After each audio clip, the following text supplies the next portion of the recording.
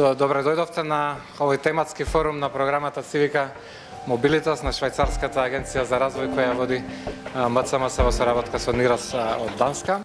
So I would like also to underline how glad we are that the current government goes to great length to include CSOs in the development of its strategies and policies, including those of individual ministries. This is an important step forward in the democratization of the country through active citizen participation.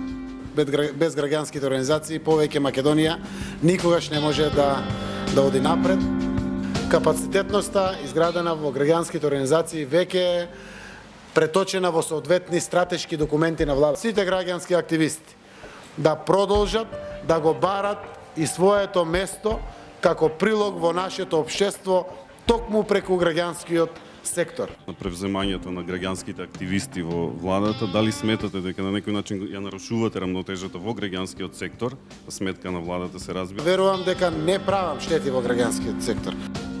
Работиме на новиот закон за антикорупција. Согласно него сакаме да ја поставиме антикорупцијската комисија. Дали се уште стоите на идејата да биде Македонија една изборна единица? Наша определба од програмата е една изборна единица, да, сакаме да ги слушнеме аргументите на домашната и странската експертска јавност.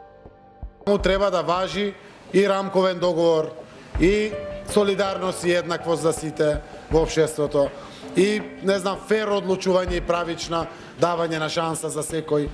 Предлог е 50-50. Јас гледам на лицата со инвалидитет, со попреченост, со посебни потреби, рамноправно како се сите граѓани. Податоците сите не убиваат, буквално се убиствени, и го кажуваат стручните луѓе, но тоа мораме сега во пракса да го покажеме. Во делот на мировното образование, посебно во средните училишта, каде што ги имаме проблемите, ние сме за. Што истите луѓе кои што не донесоа до ова дереже во делот на медиумите, ама апсолутно не мислам дека може да бидат дел од решението. Што од екологија, обично во Македонија, кога зборуваме, најмногу мислиме на чистиот воздух, па после на ѓубрето, на почвата, на водата.